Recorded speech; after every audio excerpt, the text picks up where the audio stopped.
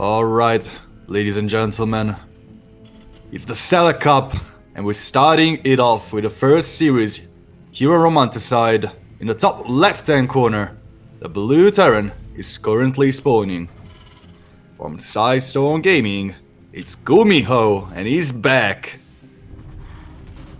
Yep, back indeed. And here we go. This other guy spawning at the bottom right, he's also back, playing for Dragon Phoenix Gaming. Give it up for Hero.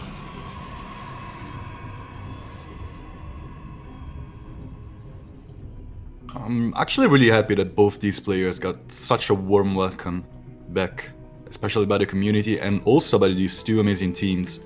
And it's two of the players I was the most eager to see back. Of course, Classic, but yeah, that is bias, so... Yeah, I think a lot of people were kind of highly anticipating their return, and yeah, they're still in the grind of things, only a couple months back, and hopefully the rest of 2021 as well as 2022, I think they will of course start getting back into the swing of things. But talking about the swing of things, this is kind of like a swing of some sort of meta, because right now both players are kind of proxying out here in the middle of nowhere. Now, it's not as uncommon to see it from Gumiho. You do see Terran players sometimes do proxy their barracks out there in the middle of nowhere, but you don't really see this as often from Protosses, especially near their side of the map.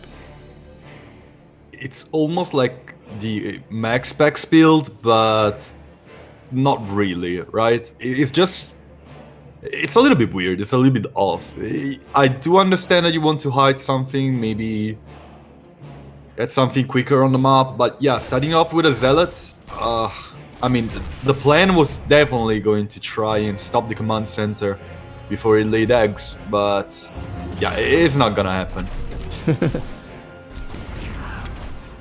Well, an SCV died, so... Yeah, this Zealot is going to go ahead and start hacking away at the supply depot. The Reaper should have returned back home and start attacking it, but the Adept actually arrives, which is going to be a little bit troublesome for the Reaper. Actually, this supply depot not being finished in time by Gumiho is actually hurting him a lot. This Widowmine is going to be a little bit late, and yeah, you can see he's expending resources on this. It's a little bit late on everything, and Hero back home is already starting his Twilight Council, he's ready to get Blink, and he's sending a Stalker in. Oh boy, now the Stalker outranges the Reaper, so... However, yes, that Widowmine might be able to take out the Stalker. He tried to go for the Shade cancel to avoid the shot, but yeah, the timing wasn't really proper. It's a very difficult thing to do, so it's totally understandable. Yeah, second Widowmine should stabilize things up. Oh, top right though. Huh. Oh. So it's a Widowmine drop with a twist, I guess? Yeah, kind of. I think maybe he might just want to go for Banshees, because there's really not going to be a lot at home, at least thus far, because both of his units are across the map at the front of Gumiho's main. And there we go, Cloak is being researched. Now, the good news for Hero is that he is getting the robotics facility, which will allow him to get the observer, and he also has a shield battery at home at the main base, so that should buy him a couple more times. If he needs to recall, then he can recall, but at the very least he should have some detection at the back at home. And I don't really think Gumiho is about to wait for a second Banshee to come out. I think he wants to start dealing some damage with the first one. So yeah, the shield battery is definitely going to help. Oh, actually he's not. He's waiting for the second one. He's expecting the shield battery and he wants to play around it. And I think he can afford it. He has a lot of SCVs even though he hasn't started mining from his natural yet. But he's basically stabilized now, and he can wait a little bit of time to start dealing damage. Blink is on the way, he knows Blink is on the way, but he's got pretty solid defenses.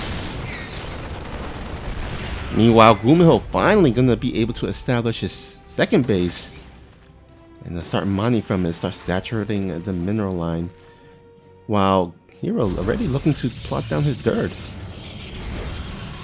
Yeah, being one base ahead is surely gonna help him. But I don't really see that much tech being brought by Hero. Of course, he has the Blink tech, which is going to be incredibly good in this matchup in these early stages, especially since Banshees are incoming. But I would love him to drop down a Robo Bay as soon as possible. Oh, and he's moving out with his soldiers as well. That's such an unfortunate timing here for Hero. He had everything in place, but sometimes that does happen. This game has a little bit of luck involved, and Hero will lose 8 probes for that. Yeah, that's it's such a heavy toll on him. Like, it's a little bit too much of a punishment, but yeah, you said it perfectly. This was all about luck, and Hero was not the lucky one on this end of the trade. So looks like at the very least he does spot the proxy starport. We'll be able to hopefully take that down. Although he's not quite focusing firing on. Okay, there we go. Yeah.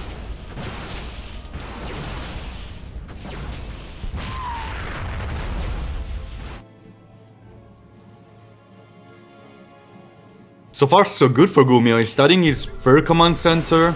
He has a workers lead, and in this matchup, it sure helps a lot. You're not really supposed to have a worker lead, especially after that shaky early game. And now I think Gumiho is feeling it. I think he's feeling fine. These 3 Banshees are always there for more damage once Hero decides to move out. And again, Hero is kind of just making gateways. Yeah, it looks like he wants to go for maybe some sort of timing, maybe. I mean, it does line up with the charge upgrade. He might want to wait for the +1, but I would say the +1 is going to take a bit more time. So I think maybe he just want to go without the +1 and just go for a big, huge attack. Now, there is a good kind of fortification, kind of building placement from Gumiho. Does make it a bit harder to get on top of the tanks, but with the War Prism, he might be able to just drop on top of it. And speaking of War Prism, there is a drop or a warping into the main base as he attacking the front as well. Yeah, beautiful play by the Hero. He's gonna focus down the 110. That's a lot of Marines waiting for him. The Widowman gonna take a very good shot, but I think a lot of SCVs are bound to fall. Meanwhile, in the main, another round of Zealots is gonna get straight into the minor line, and more SCVs are going to be killed by Hero. Oh, combat shields. Is he going to survive? Oh, doesn't. Denied. And the War Prism leaves, flies away, and starts dealing even more damage to these SCVs. Beautiful play by Hero so far. Yeah, getting 13 SCVs, although he does sacrifice a lot of units for it, a lot of resources. The question is it enough? It sure was a lot of damage. I'm not sure if it was enough. Yeah, we see a Dark Shrine coming behind this. It looks like Hero wants to keep the pressure going onto the economy and the tech of Gumiho, but it's tough. It's tough. You don't have AoE yet, and that is gonna hurt. Once Combat Shield kicks in, not having AoE to deal with the Marines, to deal with the heavy bio army is going to be very tough. Yeah, that's a good point. Because of the big push here, he did kind of delay and sacrifice some of his tech in that AoE kind of army unit, whether it's Splash, the Storm Splash from the High Templars, or maybe Colossus thermal with the thermal lance, or maybe even Disruptors. And yeah, it's gonna be a bit behind. Hero is gonna have to try to keep Gumiho preoccupied on his side of the map while he tries to work towards that splash damage unit. Yeah, we're seeing Hero start with the Dark Templars on the other side of the map to keep up the pressure, so no Archons for this defense.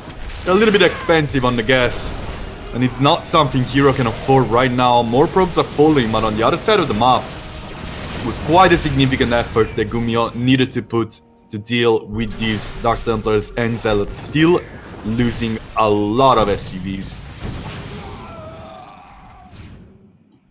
And the War Prism is still alive. It's still there. It can still deal damage.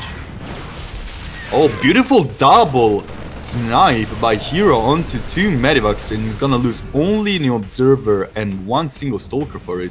Very good trade so far. And how many Medivacs are on the map actually? It's only these 2. And those 2 snipes onto those Medivacs, I think they might have slowed down Gumiho enough for Hero to drop down some tag. These 2 Medivacs alone are not gonna be able to keep the Marine army alive, and 8 more SCVs are going to fall as well. Yeah, now the important thing is that, again, it looks like Gumiho wanted to go across the map, but with those drops, he's pulling him back, kind of buying him more time to maybe plot down some additional shield batteries at that 4th base. However, there is still no splash damage unit for Hero as of now, so that's kind of getting me a little bit concerned for him. Both players are missing key components of their army compositions, so it's gonna be complicated for both to deal with their opponent's army. Beautiful force fields here are gonna lock a lot of Marines out, but it's just too much DPS on that army, and you cannot really deal too much damage to these Marines as quick as Hero wants to. The trade is gonna be even, but yeah, both players need those key components very badly.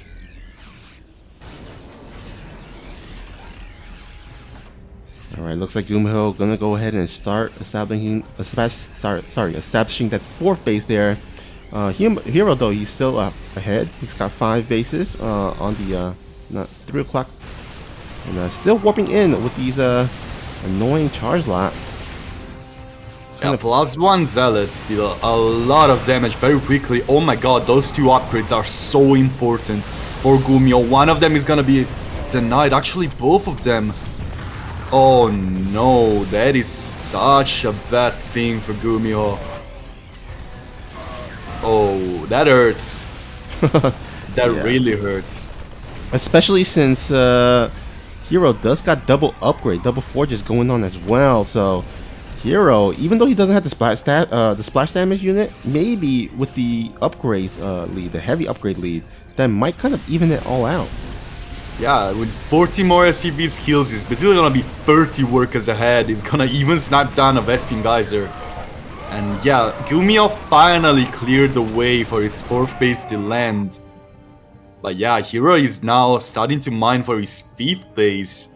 And the 2 armies... I mean, Gumiho's army is much stronger right now. But as you said, that upgrade advantage, it can do some wonders here.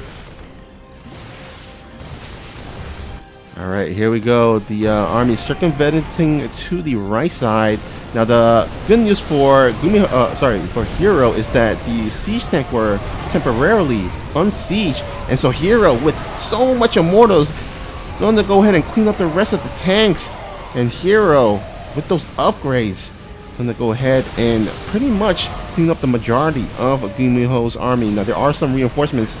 However, Hero also got a bunch of reinforcements himself, warping in a bunch of more charge lots. It's amazing how much of a difference those upgrades have made into this fight. The armor onto those Zealots and these Immortals, look at them not taking damage basically. And yeah, the reinforcements are kicking in on both sides, but it looks like Hero might be definitely able to snipe down the last few key units and clinch the game. 1-0 lead in this best of 5 series. Already forcing Gumiho to misplace his barracks.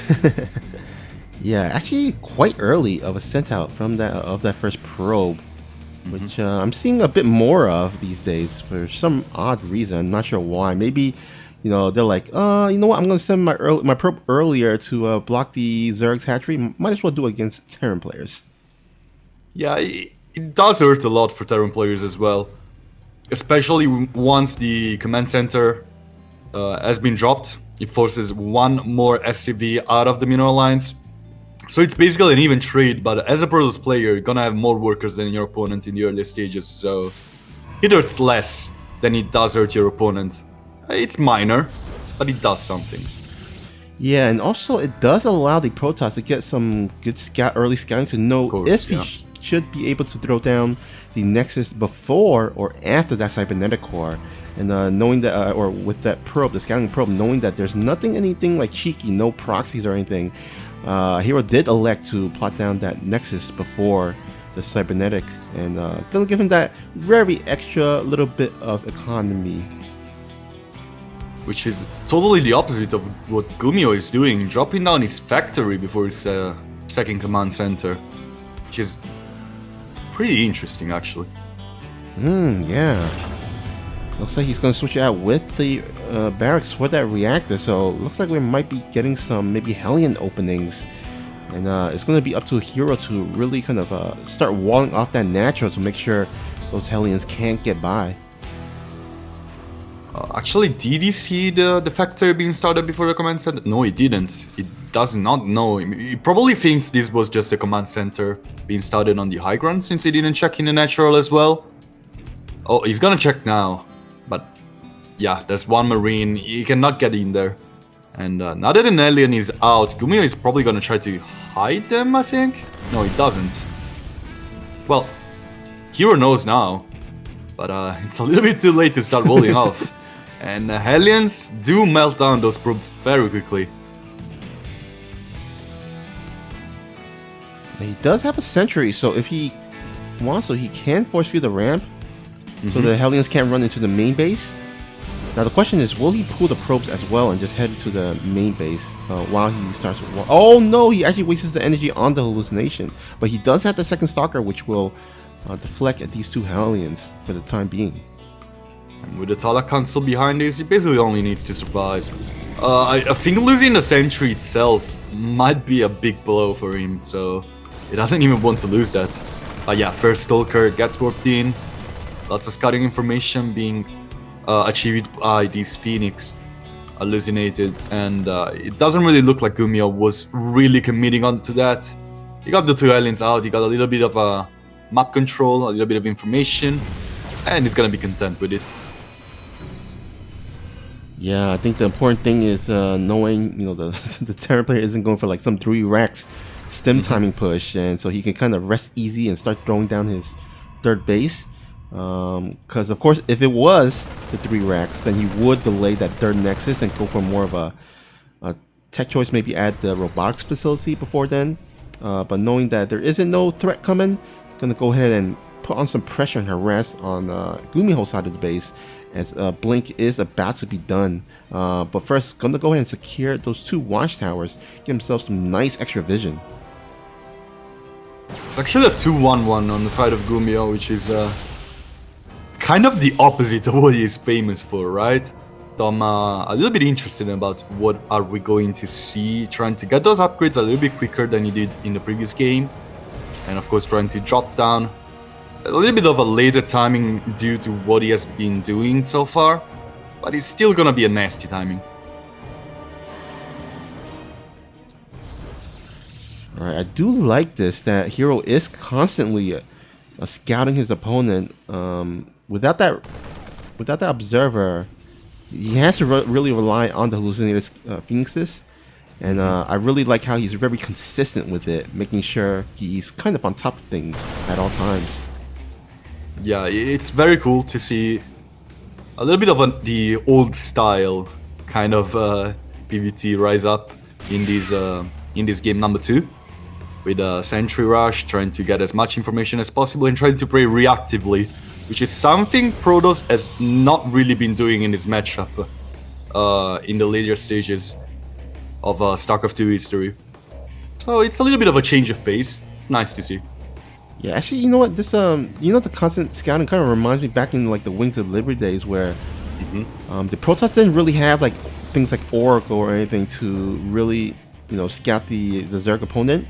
And back then, it was a bit of a different playstyle because the Protoss would go down a specific tech route, a tech tree, and they would stick with it. It's not like these days where Protoss would throw down a bunch of different tech buildings and go for different tech routes. So they really kind of rely on their hallucinated Phoenixes and using the Sentry to kind of really scout the Zerg over and over with that. And kind of a little bit of a reminder of those days, which is pretty fun to see. But anyhow, looks like Gumiho looks to be ready to put on some pressure on the Protoss side of the map. And I love the reactive style that Hero is bringing, like you said, scouting and then dropping down his stack. Scouting, dropping down the Templar Archives. I do feel that like the Templar Archives are exactly the perfect answer to Gumiho right now. It's gonna be a little bit tough to deal with the Medivacs drops without a way to actually stop an attack on one side consistently with the least amount of units possible. And Storm and Archons, of course, do exactly that. They can stop a huge bunch of... Oh my goodness. Yeah, I mean, he moved out of there right as the Medivac flight in. Oh my. Yeah. Oh, alright. Yeah, forget it. Yeah, sometimes oh my god, 21 more pros. What? Oh, there was another extra Widowmine at the natural. Oh my goodness. Yeah. Well, that one killed a single probe, so it added the 20 count and maybe 21. But yeah, it's still 21 probes kill. It's... Let's call it significant, to not say game ending, but the difference is it's very slight. It's a very thin line. And Hero doesn't have the tech he needs to deal with this, I think.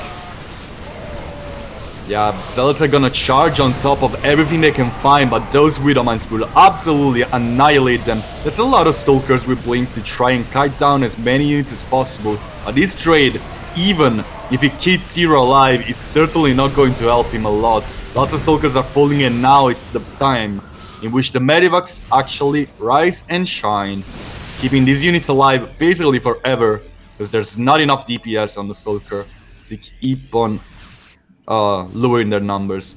Now the two Widowmines are ready to get another shot.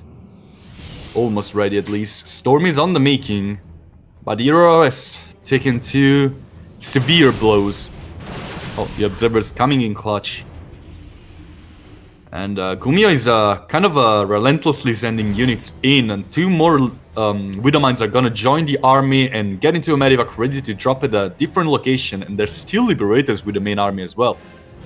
In the making, at least. Alright, the Widowmine drop does go ahead and drop in while the attack is going, so he's not paying attention. Oh man, the more probes going down as well. Gumiho is just absolutely on top of it. And now the thing is, the saving grace for Hero is that he does have a bunch of High Templars accruing some energy. Storm is just finished right now. If he can get some nice Storm, that might be able to allow him to kind of crawl himself back into the game. There is no Ghost Academy quite yet, so he does have a little bit of a window where he can really make use of these High Templars. Yeah, that's definitely a good moment for Hero to get the tech he needs and just rely on the High Templars for defense, especially into a Warp Prism, since there's no... Oh my goodness, he loses one though. The Storms were kind of good, but yeah, you cannot afford to lose any of those right now, like literally any of those. Because you're on such a timer and you just need to survive.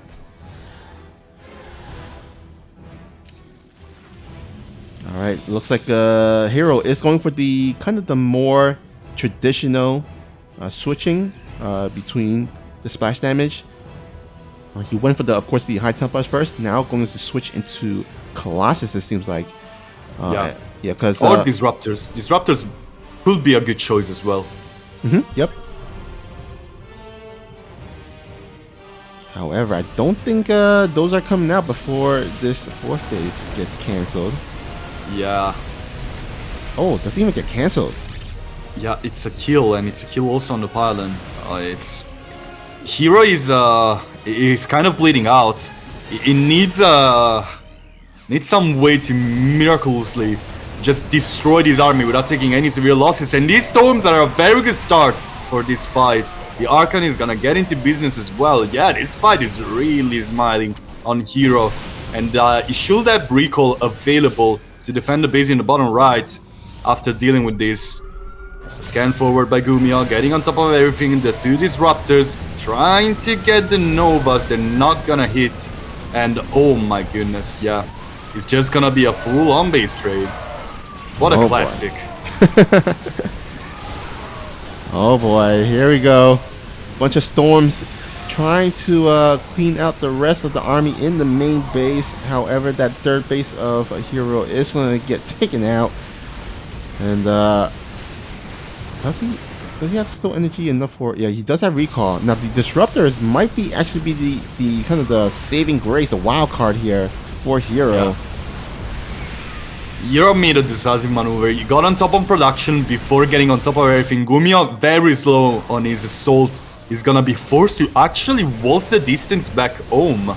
And yeah, now there's no more storms. This was the last one. But still a couple Arcans, and the Sentry can keep that one ramp blocked on basically forever.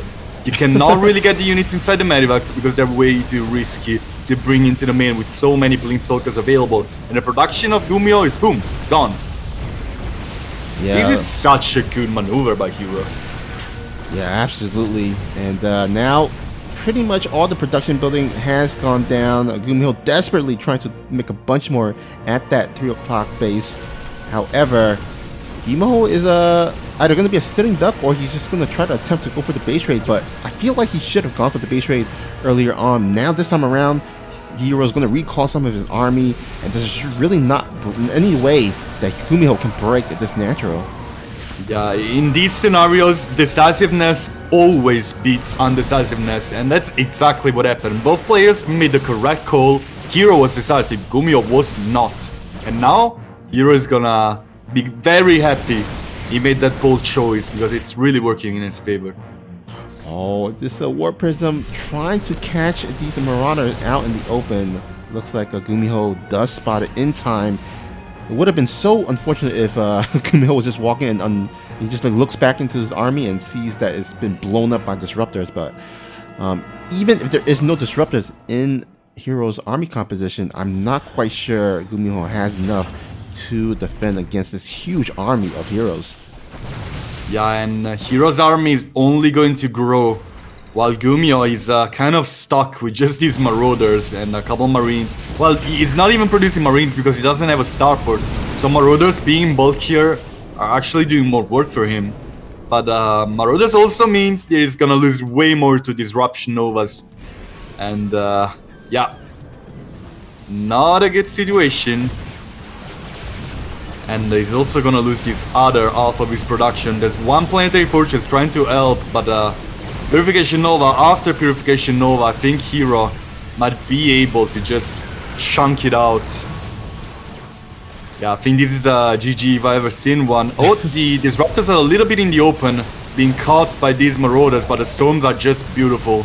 Getting on top of everything, Hero takes game number 2 and was a beautiful, decisive maneuver. And here we go into game number 3 on Jagannatha. First player here at the bottom left. His back is against the wall. He's going to have to do the reverse sweep if he wants any chance of advancing to the finals. Can he do it? From Sidestorm Gaming, it is Gumiho.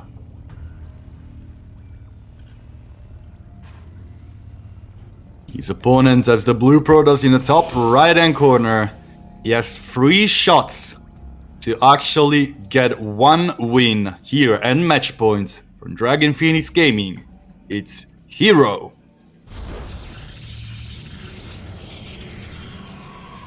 So kind of unfortunate for Gumiho the last game, because he did set himself up in a pretty great position to actually tie up the series. Remember, he had 21 probe kills during the early game, and that kind of made or gave or kind of digged Hero into a little bit of a hole. And really all Gumiho needed to do was go for the finishing blow. But Hero, with some nice maneuvering, some nice splash damage added with the storms, really did a nice job coming back into the game. And now he's the one at match point. It really did feel like Gumiho was immensely ahead, but he was still on a timer. And Hero made it so that he could defend even just barely and make it to the point in which his maneuver was gonna be more effective than the one of his opponent, and it worked just fine. But yeah, it's hard not to say that Gumiho was a little bit slow on his finishing blow, and he could have won the game. He had it in his grasp. for sure. Looks like this probe will kind of sneakily get away as that. Oh, actually throwing down proxy pylon as well. I thought he was just gonna stick around, just go for the the secondary scout, but does will Gumiho scout this? So far, it does not look like he will be able to. He's kind of just waiting for the adapt to show up. And while it is the good thing to do, like, I think he wants to scout on his right side of the map sooner rather than later. It's Dragon Alpha. It's not much to scout, but you still have to. It's such a long map. Ooh. All right, looks like we're gonna have that 3-gate pressure. He's chrono boosting that warp gate research on the cybernetic core, so this attack is gonna hit quite hard. Absolutely, and we don't really see too much in the way of defense right now for Gumiho, since he's getting the double the double add-on with reactor and tech lab, dropping down the starport just now. I'm not sure he's gonna have a cyclone out. He has the bunker, but it's gonna be kind of a million stalkers. Oh no. The Cyclone, right?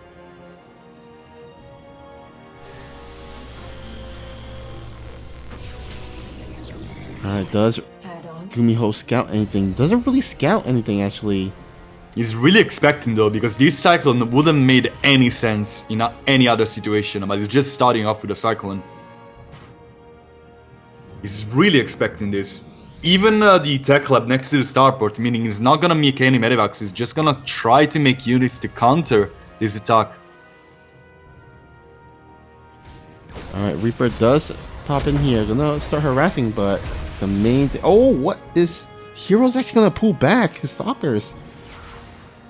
Yeah, that is not a good move. Like, right now, you're kind of committed into this. Yeah, I think that was a kind of a bit of a mistake. Oh, the lock-on gets used by Gumiho. He's gonna... Yeah, there's still not enough Stalker Spell Cancel in the making, actually, and there's 2 Adepts trying to shade in. Is he gonna be resonating glaives? I would be shocked if it was resonating glaives. Why this Spell Cancel? Like, right now you just need all of your resources into units. I don't really understand why you won't tank. You won't tech here. Yeah, a little bit of a curious choice by Hero, making a couple of curious choices throughout this game thus far. And now Gumiho is going to have that tank there, as well as a second tank about to pop out to help defend against the Raven. This. Yeah. The Raven completely shuts this down. So yeah, right now the choice of Hero to make tech is surely helping out. Like, it makes a lot more sense for him that he started to make a lot of probes and dropping down tech. And that's a lot of tech because that's the Templar Archives in charge. But I mean, what was the point of the earlier gateways then? Yeah, I am not sure. But it looks like he is going to go ahead and try to harass here, but he's got to be careful. That Raven can interference matrix the War Prism, and that would be disastrous, losing not only the War Prism, but all the units inside of the War Prism. That would have been like the perfect move with the Cyclone able to lock on into the War Prism. I thought he wanted to get 2 birds with 1 stone, so he's just waiting for a better moment to do it. But StarCraft 2 is not a game of what you dream of doing. It's a game about what you can and cannot afford. And I do not think you cannot afford to just say, yeah, I'm gonna kill 4 Stalkers here. That's a pretty good thing. Like, I'll take it. Looks like Gumiho does survive the early pressures of Gumiho with relatively minimal losses. Let me go ahead and check the units lost tab.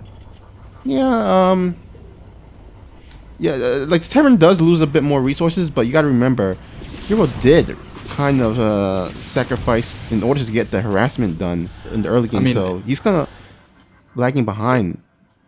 It kind of loses more resources until it doesn't. Like, Hero just lost a high temper basically for free, and that makes it even, I guess.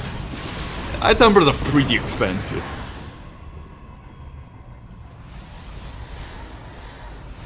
Yeah, I mean, especially with Storm about to be finished, you want to have as much storm energy for the incoming push, if there is an incoming push by Gumiho. Where did he lose? It's such a weird game. Yeah, it's certainly weird indeed. Like, both players are really late on the timer, but it looks like they were lightning fast in teching up. It's a weird experience. Yeah, I was actually gonna say, like, that storm tech, it was actually pretty quick, considering. Yeah. Oh my goodness. So Hero is just gonna walk into the army of Gumiho and casually annihilate it with storms. He's gonna lose everything for it, but the blow for blow was kind of amazing. Both armies are so good at killing each other, and they're gonna do it very fast. Alright, Hero's gonna go ahead and send the charge lot run by as he is trying to attack this dirt base, but this dirt base is actually quite fortified with all those tanks. Yeah, losing a bit too many Archons is gonna kill 10 SCVs for his efforts. But he does not really have the worker advantage he had in the previous game. Just the economical advantage he had in the previous game, since he wanted to rush tech. He's on even basis. So Gumiho is not really going to bleed too much from this. He's just gonna drop a couple mules and he's gonna be fine. Alright, so Forge is going to be plotted down finally. As I mentioned earlier, you know, there were some things sacrificed for those three gateways, and one of them was upgrades. Getting a really late Forge, and right now the Forge just finished as Gumiho is already on 1-1 upgrade, which is pretty kind of brutal for Hero. And of course, the lack of Blink made so that Hero couldn't get those free trades onto Medivacs that Stalkers with Blink usually give you. And yeah, that is hurting on very, on particular different things. Like right now, you can see the army supply of Gumiho being kind of high, but it's not really just the supply, it's just the composition. It's right now the pieces of the puzzle are all coming together, and Hero without snapping down those key units is gonna be facing down a lot of those key units. The stones are perfect on a lot of stuff, but as you can see, even killing a couple tanks and a couple medivacs, Gumiho has another one behind it. And that's exactly what Blink Stalkers are supposed to do in the middle of the game. And that never happened. Yeah. Oh, looks like both players are starting to kind of stabilize here. There was a little bit of skirmish in the middle there, but looks like both players want to focus on their macro and of course their upgrades. The 2-2 for Gumiho about to finish. He might want to go for an attack when those upgrades does finish, but he does want to go ahead and at least morph this command center into a planetary, because don't want to be caught off with those run by charge lots. Yeah, most definitely. And it's been kind of the leitmotif of this series so far from Hero. Lots of very good charge lots run bys have been damaging Gumiho throughout the series, and this is a good moment to stop that. Oh, look at that beautiful pre-spread by Gumiho, anticipating the War Prism High Templar drop. Yeah. Yeah, that's a really great play there by Gumiho to kind of mitigate some of that splash damage. And the time positioning is kind of amazing. It's not a really easy way to get on top of that. And the hero needs to engage in a choke point if he wants to move forward. Oh, the force fields are gonna lock a couple units out. But Gumiho needs to leapfrog his tanks forward, and that makes for a beautiful chance to strike with the High Templars. Hero trying to walk behind it. Kind of setting up a giant concave on two different sides. It's a very difficult fight for both these players. Like right now, Hero is gonna try to brute force his way forward with his stones, a blink ahead. And Hero is on top of the tanks all of a sudden with the War Prism dropping down Zealots out of nowhere. GG gets called. What an incredible fight by Hero. Absolutely 6 around and a beautiful sandwich. Hero is going to take it 3-0.